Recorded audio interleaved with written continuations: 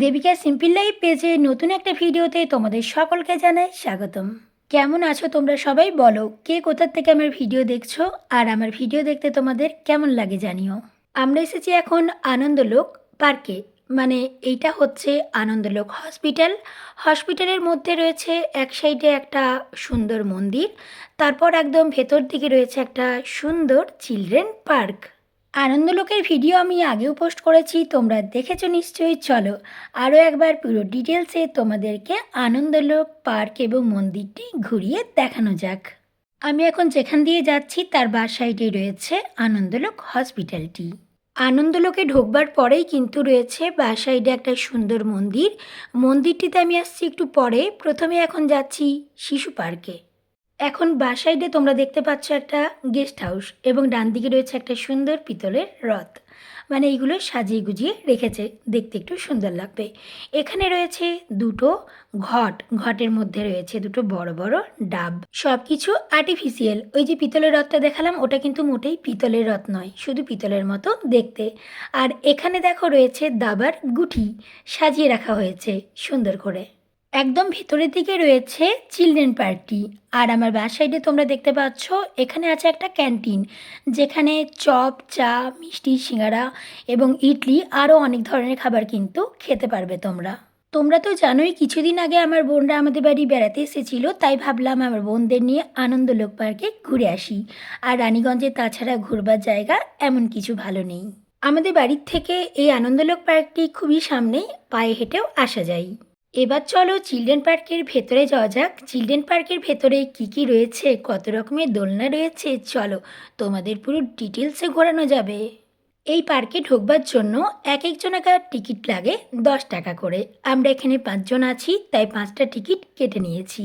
প্রায় 2-3 বছর আগে কিন্তু এখানে টিকিটের দাম ছিল একজনাকার 5 টাকা করে, কিন্তু এই 2-3 বছরের মধ্যেই 5 টাকাটা বাদ দিয়ে 10 টাকা হয়ে গেছে। রানীগঞ্জের মধ্যে এমন কেউ নেই যে কিনা আনন্দলোক পার্ক ঘুরতে আসেনি। পার্কে এলে এমনিতেই মনটা ভালো হয়ে যায়। তারপর যখন শিশু পার্ক, তাহলে তো অনেক ছোট ছোট বাচ্চারা থাকবে, বাচ্চাদের দেখলে এমনিতেই মন ভালো হয়ে যায়। কখনো বাড়িতে বসে বসে বোরিং ফিল করলে তোমরা অবশ্যই আসতে পারো আনন্দলোক শিশু পার্কে। আশা করছি তোমাদের ভীষণ ভালো লাগবে। এখানে কিন্তু কয়েক বছর আগের তুলনায় এখন কিন্তু মানুষের ভিড়টা বেশি পরিমাণে হচ্ছে। প্রায় অনেক অনেক মানুষ কিন্তু এই আনন্দলোক পার্কে এসে থাকে। শুধু রানীগঞ্জবাসীরাই নয়, আশেপাশে এলাকার সমস্ত মানুষজন কিন্তু এখানে এসে থাকে। ফটো তোলার জন্য রয়েছে বিভিন্ন বিভিন্ন জায়গা। দেখো এখানে একটা ছাতার মতন স্টাইল করা হয়েছে, যেখানে বসে তোমরা তোমাদের সুন্দর ফটোটি তুলতে পারবে। এই যে দোলনাটা তোমরা দেখছো, এটা শুধুমাত্র বড়দের জন্য দোলনা। আর বাকি সব দোলনাগুলো যেগুলো দেখাতে চলেছি সেইগুলো কিন্তু মোটেই বড়দের জন্য নয়, ছোটদের জন্য দোলনা। দোলনায় দোল খেতে আমার তো ভীষণ পরিমাণে ভালো লাগে। তোমরা কে কে আছো আমার মতো দোলনায় দোল খেতে পছন্দ করো? চলো এবার ছোটদের দোলনাগুলো দেখানো যাক। এখানে কিন্তু অনেক মানুষ সন্ধ্যাবেলায় এসে থাকে, তাদের ফ্যামিলির সাথে একটু সুন্দর মুহূর্তটাকে এনজয় করে। এটা হচ্ছে একটা ছোটদের দোলনা। এখানে কিন্তু সব বাচ্চাগুলো চেপেছে, দেখতে কি ভারী মিষ্টি লাগছে না? ছোটদের কেন এত সুন্দর সুন্দর দোলনা হয়, বড়দের কেন হয় না? আমি কিন্তু ওদেরকে একটু ঘোরাচ্ছিলাম, মনে হচ্ছিল এটাতে যেন আমিও চেপে যাই একটুখানি। আমি তো ভাবছিলাম চাপবো কি চাপবো না। যখন দেখলাম বাচ্চাগুলো একটু একটু নেমে গেছে, একটু ফাঁকা হয়ে গেছে, তখন কিন্তু আমি আর আমার বোন 2জন মিলে চেপে গেছিলাম। আর কি যে মজা হচ্ছিল কি আর বলবো তোমাদের। একদম গোল গোল করে ঘুরছিলাম। ওখানে যারা যারা ছিল প্রত্যেকেই কিন্তু দেখছিল আমাদের দিকে তাকিয়ে। অবশেষে আমি দোলনা থেকে নেমে গেলাম। এবার চলো আরও আরও কয়েকটা সুন্দর সুন্দর দোলনা রয়েছে, সেইগুলো কিন্তু তোমাদের দেখানো যাক। এই দোলনায় চেপে একটা কথাই মনে হচ্ছিল, দিল তো বাচ্চা হ্যাঁ জি। আসলে কে কী ভাবলো মনে করে কোনো লাভ নেই, তোমার যা মন হচ্ছে তুমি সেটা করে ফেলো। এবার চলো এখানে রয়েছে একটা স্লিপার, এই স্লিপারটাতে এবার উঠবো। একদম শুই শুই শুই শুই করে নিচে নেমে যাব। কী যে মজা হচ্ছে না, কি আর বলবো তোমাদের। যদি তোমাদের মন খারাপ থাকে তাহলে কিন্তু আনন্দলোকের এই পার্কটিতে অবশ্যই আসতে পারো। এখানে এসে নিয়ে দেখবে কত ছোট ছোট ছেলেমেয়েরা খেলা করে। সকলকে দেখে নিয়ে নিজে একটু দোলনায় চেপে নিয়ে মনটা এমনিতেই ভালো হয়ে যাবে। মনটাকে ভালো রাখার দায়িত্বটা কিন্তু শুধু তোমার নিজের। কেউ কিন্তু দেখতে আসবে না মন খারাপ করে ঘরে বসে আছো না কি করছো। যখন তুমি হাসি খুশি থাকবে তখন কিন্তু তোমাকে মানুষজন অনেক পছন্দ করবে। আর যখন তুমি দুঃখ দুঃখ নিয়ে থাকবে তখন কিন্তু কেউ তোমাকে পছন্দ করবে না। তাই কিভাবে তুমি খুশিতে থাকবে সেটা কিন্তু তোমাকেই বুঝে নিতে হবে। মানুষের জীবনে কিন্তু বেশি সময় নেই, কে কখন আছি কে কখন নেই কোনো ঠিক নেই। তাই যে কটা দিন আমরা বাঁচবো যেন হেসে খেলে বাঁচতে পারি। এই আনন্দলোক পার্কটি খোলা থাকে সন্ধ্যে 7:30 পর্যন্ত। 7:30টার পর কিন্তু বন্ধ হয়ে যায়। তবে এখানে বিকেলবেলায় এলে কিন্তু অনেক ফটো ভিডিও ক্লিক করা যায়, দেখতে অনেক সুন্দর লাগে। সন্ধ্যের দিকেও ভালো লাগে, তবে সন্ধ্যের দিকে লাইটটা একটু কম, আর বিকেলে অবশ্যই সানলাইটে ভিডিও ভালো আসবে। তোমরা যদি আসো বিকেল দিকে আসবে তাহলে কিন্তু অনেক ফটো ভিডিও ক্লিক করা হবে সুন্দর সুন্দর। এবার এখানে রয়েছে আরও একটা স্লিপার, চলো এটাতে একটু চাপা যাক।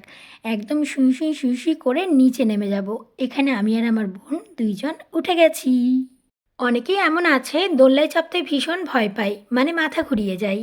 তোমাদের এমনটা হয় নাকি? নাকি আমার মতো তোমাদের যে কোনো দোলনায় চাপতে ভীষণ পরিমাণে ভালো লাগে? এবার বাবাই, রিক আর সোনাই ওরা 3 ভাই বোনে চেপে গেছে স্লিপারে। ওরা একটু মজা করছে আর ক্যামেরাটা আমি ধরেছি।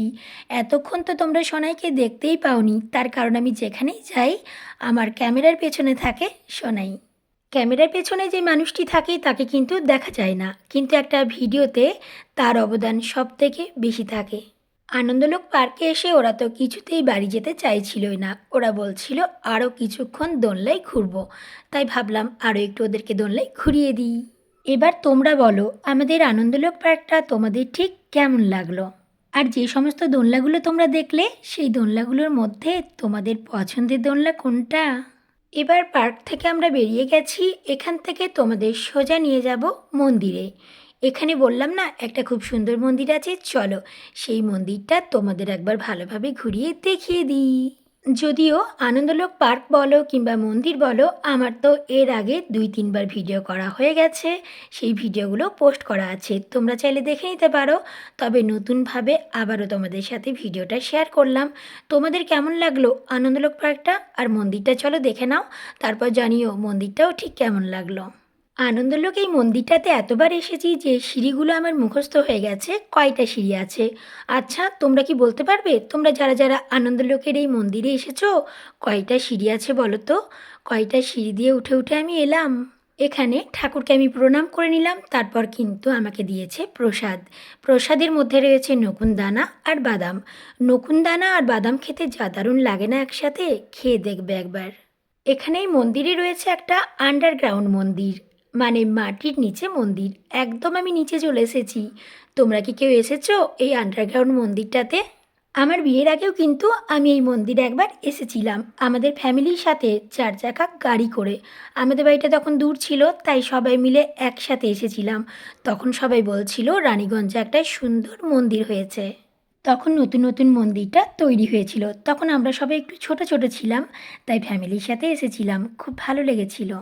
এবার চলো এখানে আরও একটা মন্দির রয়েছে, শিব মন্দির। চলো তোমাদেরকে শিব ঠাকুরকে দর্শন করিয়ে দিই।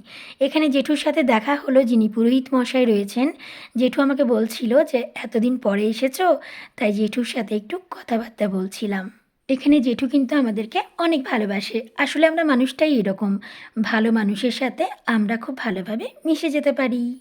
ঠাকুরের কাছে প্রার্থনা করি ঠাকুর যেন তোমাদের সকলকে খুব ভালো রাখে এবং সুস্থ রাখে। সুস্থ থাকাটা হচ্ছে সবথেকে বেশি জরুরি। তোমাদের শরীর যেন অনেক ভালো থাকে। শরীর ভালো না থাকলে মানুষের কিছুই ভালো লাগে না। চলো দেখা হবে পরের ভিডিওতে তোমাদের সাথে আবারও। Tata, bye bye.